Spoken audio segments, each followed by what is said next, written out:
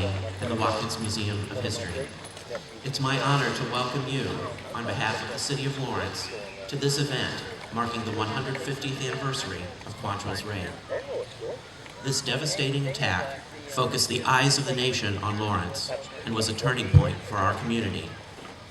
Tonight we memorialize the men who lost their lives, honor the heroism of those who survived, particularly the women who bravely endeavored to save their homes and their families. And we celebrate the resilience of those who enabled our city to rise from the ashes. As we remember the tragic events of August 21st, 1863, may we be inspired by their spirit and determination to work together for the betterment of our community and the good of all. It is my pleasure to introduce the Mayor of the City of Lawrence, Mike Dever.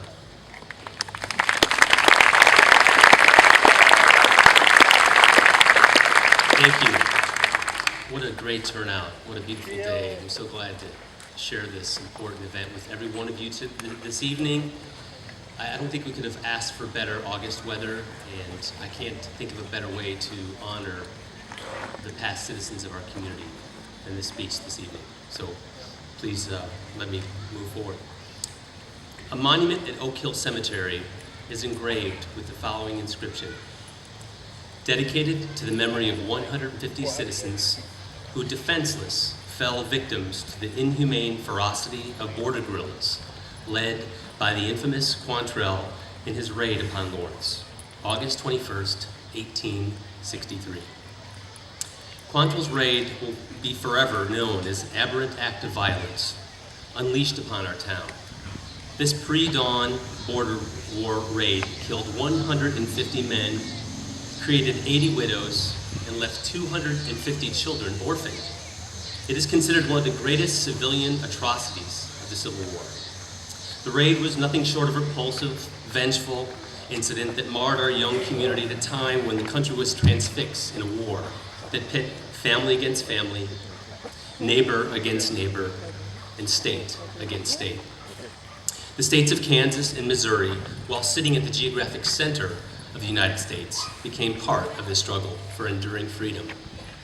Settlers who came to Lawrence to create their legacies were embroiled in this national battle, and unfortunately, many lost their lives upholding the ideological truth that all people are created equal and no man shall be forced into servitude against their will. As repugnant as the memory of the raid is, I ask that we not just remember the act of violence. I want to turn our attention to the days, weeks, months, and years that followed that day. A majority of Lawrence early settlers remained in Lawrence despite the fact the town was sacked. Devastated, demolished. There was nothing but a future to look to, and this is what the survivors did. They looked to the future to create a community that we have each come to know and love. Lawrence grew from the ashes. Quantrill's raiders did not squash the spirit of Lawrence. Newcomers came to Lawrence to establish industry and innovation. Educational institutions grew and flourished. If there ever was a time in our community's history that expresses the sheer resilience and determination of our residents, the decades following Quantrill's raid epitomized strength, renewal, and enduring spirit. Commonly you hear the phrase that Lawrence is a community with spirit, or that we have a fiery history. This is true. The memory of the massacre of Lawrence still strikes a chord in each of us, nearly 150 years from the day when our community collectively wept and had the tremendous task placed upon them to bury the dead and proceed onward. This is what we do as a community. We come together, we fight for causes that motivate us. On behalf of the Lawrence community, I want to express my sincere appreciation of the community partners who've helped us commemorate this 150th anniversary of Quantrill's raid on Lawrence. Our goal for this commemoration was to honor the victims, but also to celebrate the survivors and their accomplishments. Our adopted city motto, as written by Langston Hughes, provides a great sentiment and direction for our community. We have tomorrow bright before us like a flame. Thank you very much, and I hope you enjoy the ceremonies.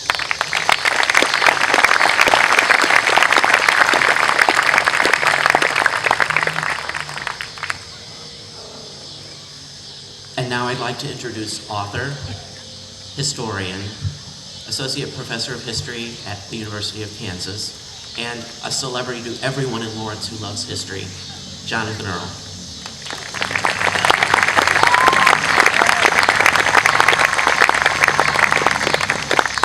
Thank you, Stephen Mayer. It is fitting and it is good that we are here tonight to commemorate what happened here 150 years ago. It is easier, of course, to mark anniversaries of positive occasions, birthdays, weddings, a town's glorious founding, but life and history is full of events many people would prefer to forget. Death, violence, epidemics, massacres. Most of the places I have lived prefer to focus on the positive, sweep the less pleasant things under the rug, and let sleeping dogs lie. But not Lawrence. Not this town. Ours is a city founded in the 1850s amid expropriation, political strife, and the threat of attack, that then had to rebuild after invaders from Missouri tried twice to wipe this place off the map forever. They did not succeed.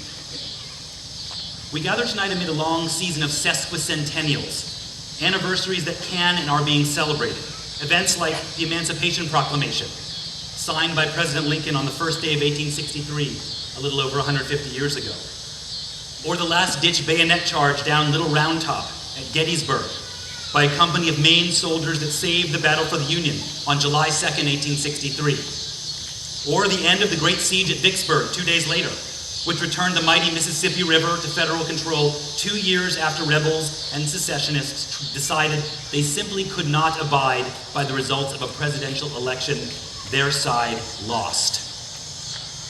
August 21st, 1863 makes it into the history books too, but as an example of the horrors of war and how they sometimes overrun the battlefield and descend directly into the homes, the churches, the businesses of innocent men, women, and children. So it is fitting and it is good that tonight we mark the somber anniversary of an attack on our town in just its first decade of existence by an invading mob led by some of the most pitiless individuals a decade of civil warfare ever begat. These irregular bushwhackers were not soldiers in any professional sense, although their leader, William Clark Quantrill, was granted a captain's commission in the Confederate Army for his raid on Union-held Independence, Missouri. Those who now glorify the Confederate side and bestow it with words like honor should remember this. Quantrill was no stranger to Lawrence. He was an early immigrant to Kansas Territory from the Free State of Ohio, who taught a term of school just south of town and became a resident of what is now North Lawrence, then the Delaware Indian Reserve, and later a long-term guest at one of the town's hotels. So he knew this place, its people, its buildings, its quirks. He had friends, he had former students, he had neighbors here. In 1862, he fled Kansas and mid charges of horse stealing, making his way to Missouri, a border state with southern leanings and institutions, but a place still part of these United States of America. Quantrill tried his best to undo this fact, and he fought viciously and brutally for slavery and secession and southern independence with a star for Missouri on the Confederate flag. Lawrence, as a target for guerrilla violence, represented everything William Clark Quantrill and his lieutenants, such as Bloody Bill Anderson, Frank James, Cole Younger, feared and loathed. Since its founding in 1854, our town was known far and wide as a bastion of anti-slavery. The Freedom City, it was called, sometimes New Boston, home to the U.S. Senator and Union General James H. Lane, who in 1861 led a team of Jayhawkers to sack and burn the Missouri town of Osceola. A secret Union military society known as the Redlegs was headquartered here. And Lawrence happened to be, by 1863, a prosperous community of approximately 1,600 souls with scores of well-built houses, banks, and successful businesses ripe for plundering. Yes, the partisan warfare on the Kansas-Missouri border, which predated the actual Civil War by half a decade, featured atrocities committed by both sides. The guerrilla fighting after 1861 produced a form of terrorism that exceeded anything else in the war. Jayhawking Kansans and Missouri bushwhackers famously took no prisoners, killed in cold blood, plundered and burned. 3 years before scorched earth warfare became a concept forever associated with the Shenandoah Valley in Virginia under General Philip Sheridan, it was already common here. But the guerrilla chieftains of Missouri initiated a new breed of slaughter of unarmed soldiers and civilians the day he came to Lawrence. They helped make the war here on the Kansas-Missouri border a war between peoples, not just between armies. A true bellum omnium contra omnes, or war of all against all in Thomas Hobbes' memorable phrase. This too should be remembered. Furious for revenge to even the score of the burning of Osceola, to make Yankees pay for the collapse of a building in Kansas City that lodged some incarcerated female relatives of the guerrillas, several companies of raiders combined under Quantrill's leadership, 450 men bent on murder and destruction. The townspeople of Lawrence went to sleep the night of August 20th, feeling relatively safe and secure.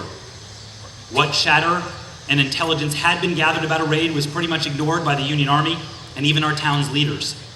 And this feeling of peace and security was only enhanced as citizens gathered to hear a concert by our own Lawrence City Band, forebears of the people we will hear play here tonight on this very different August night, who were showing off new instruments paid for by the citizens of our prosperous town.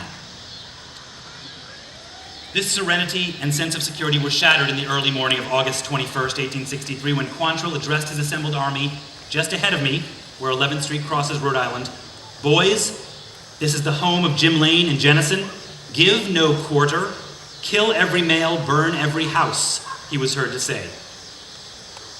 For the next 4 hours, visitors from Missouri massacred approximately 200 men and boys and burned to the ground a quarter of the town's buildings. I say approximately because many victims were never found. We've done our best to list every name we could in the program you have in your hands tonight. Richard Cordley, a name every Lawrencian should remember, was the pastor of the Plymouth Congregational Church and was among the most eloquent chroniclers of what happened that terrible day. "Massachusetts Street," he wrote, "was one bed of embers. The dead lay along the sidewalk, many of them so burned they could not be recognized and could scarcely be taken up.